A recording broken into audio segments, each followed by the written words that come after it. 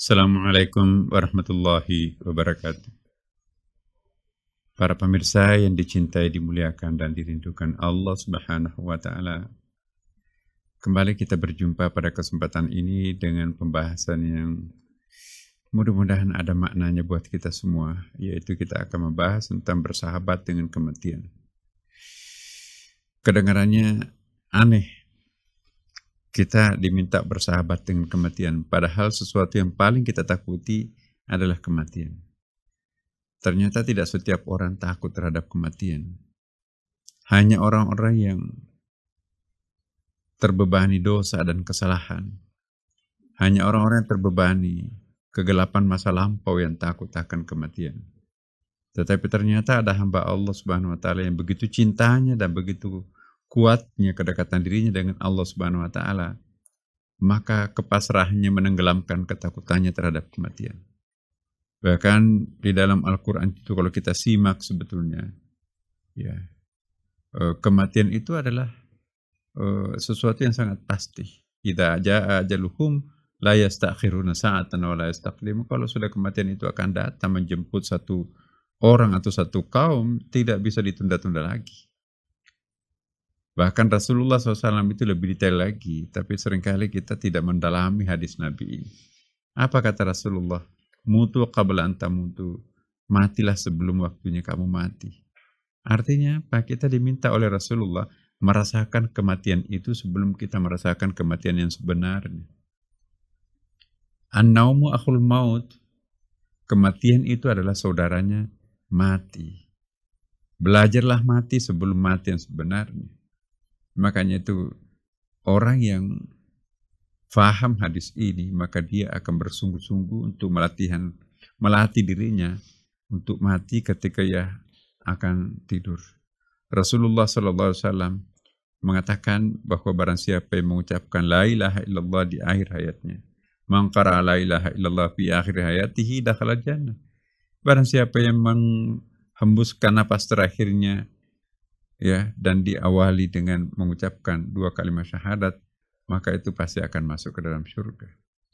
Tidur itu saudaranya kematian. Jadi kalau kita mampu menghembuskan, atau kalau kita mampu mengantar tidur kita itu dengan sebuah statement batin yang sangat dalam, la ilaha illallah, dan itu kita lakukan, maka insya Allah diharapkan spiritual training ini nanti akan menjadi kebiasaan buat kita, dan pada saatnya ketika kita dijemput oleh malaikat maut, kata yang terakhir yang keluar dari mulut kita, la ilaha illallah. Mutu qabla an tamutu, matilah sebelum waktunya mati. Bagi para pencinta Tuhan, bagi para arifin, bagi para salikin, bagi para sufi, dan bagi para ulama karismatik, ya, mereka itu seringkali menyaksikan apa yang terjadi pasca kematian.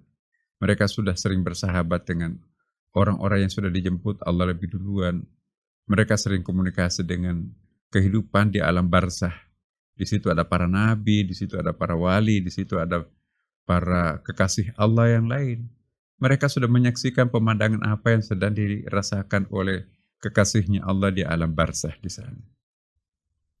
Nah, orang yang sudah sering menyaksikan pemandangan langit, pemandangan alam barzah, orang-orang ini adalah bukan orang sembarangan. Orang ini tidak takut mati.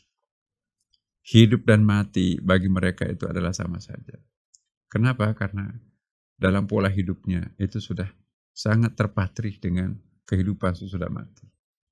Rasulullah diantaranya orang yang seperti itu.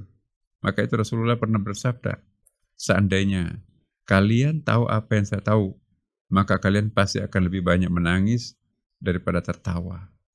Nah, karena kita ini ketidaktahuan kita itu membuat kita lebih banyak ketawa, jarang menangis.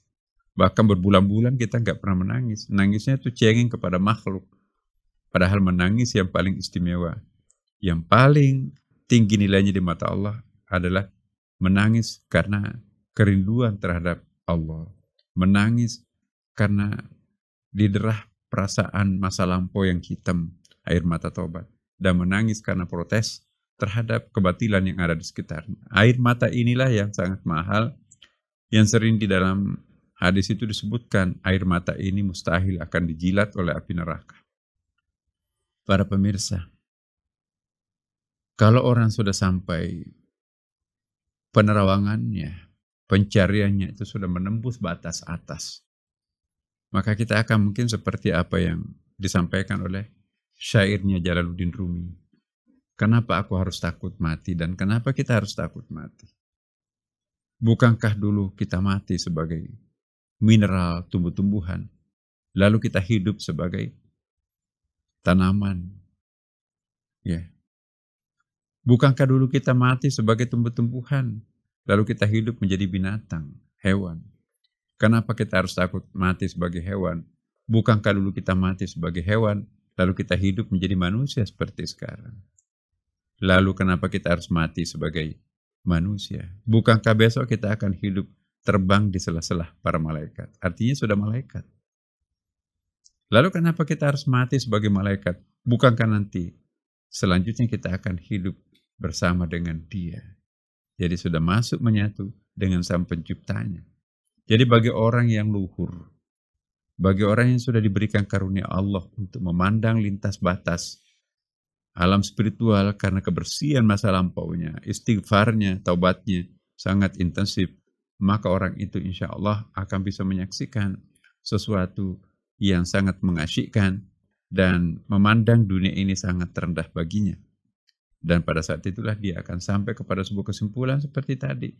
Jangan takut mati, karena janji Tuhan pasti akan datang dan di sana adalah lebih baik daripada di sini. Mari kita menjadi orang yang istimewanya Allah Subhanahu wa taala. Mari kita bertobat dari berbagai macam dosa. Mari kita mempersiapkan kematian. Semoga malaikat maut menjemput kita dengan pelan-pelan dan kita bergabung dengan para kekasih Allah yang ada menjemput kita juga di sana. Wassalamualaikum warahmatullahi wabarakatuh.